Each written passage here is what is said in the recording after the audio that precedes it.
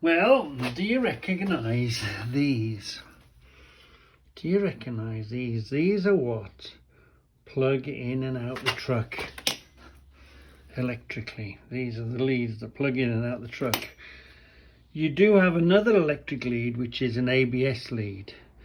These are the ones that you'll find on each and every truck. And if you've got an old trailer, or the old days, we didn't have ABS leads, we didn't have ABS. But these are the lighting and the power leads. These connect, you know, when you go and pick up a trailer.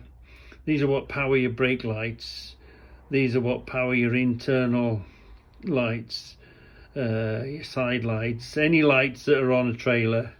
These are the two leads that you plug in, to make it go, you know what I mean. And then as you plug them in, the little clip, there's the lid, the little flap shuts and holds them in, and they're made to stretch. You see, these are, because they're down, they dangle between the truck. Often you'll forget, and if the other leads you connect are air leads, and there's many. If you've never done it, you haven't driven. If you've never snapped a red air lead, you forget it's on, or you're shunting trailers, you're moving, you forget to switch it off, you drive off, you disconnect it, you think you disconnect, you drive off, all of a sudden it's psss. They're called Susie's. So these are the leads. Well, do you remember the other day we were turning tight in that place that's really tight, and I should have, turning tight was okay, but I should have, halfway around, I should have got off and checked my leads hadn't caught on the corner. Generally on the containers they don't. If you've got a 45 footer and the front sticks out, fine, you know you're in big trouble on the corners where the curtains connect. But I should have, and I was sort of thinking about it, and once it happens, it happens. I've got a confession to make. I pulled the bloody leads. Oh God. The plug is plugged in and the plug was hanging on, but the back of the plug gave way. Then all of a sudden you hear a bang and you go, oh shit, the plug's gone. Now if you're lucky, it's just disconnected itself, but in this particular case, the plug was plugged on and the plug was hanging on, and it was the plug that got destroyed. So they're meant to hang on and they're meant to stretch, and sometimes the front ones just pull themselves out, and you know, you're lucky, you get away with it. But I shouldn't do it. I shouldn't have done it. I should have been more careful, but I pulled the damn plug, and these are the, obviously we had to go, couldn't move then. I had to drop the trailer, run off to the local dealer. Luckily I wasn't far from the local Volvo dealer, but of course it's a cost of replacing them. So I had to run off, go and book them down to the firm and get a new plug. So, and I'm old enough and wise enough not to do this anymore. It's an amateur's, it's what an amateur does, is brake leads, you know, stretcher leads. Everybody's done them. Everybody's done. If you've been driving for as many years as some of those old gits, it happens, you know. But you know, you dread every time it happens. You wish you could turn the clock back just that another minute, so you could have just checked them before they went bang. But they go bang. So look, I'm not perfect. I never said I was perfect, did I? I've got a confession. But anyway, and these went in the bin.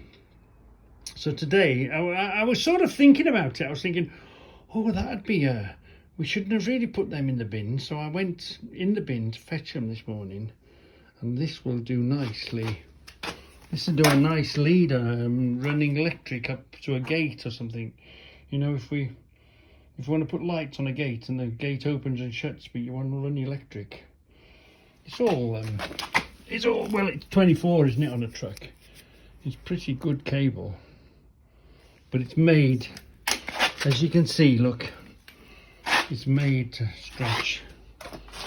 It's not made to stretch forever and ever and ever, but these are the leads that go between the truck and the trailer. So I've got a confession. I broke a bloody plug. Bad boy. Shouldn't have done it. Been stupid. You know, I shouldn't. The trouble is, everything's fine, and then all of a sudden, bang, the plug breaks, and you know, shit, I shouldn't have done that. When you're having to spin it round this tight, can you see how the trailer backs up on you? So if you were too close to a wall behind you would back into the wall. Yeah, so always avoid backing up or turning this tight because the trailer backs up on you.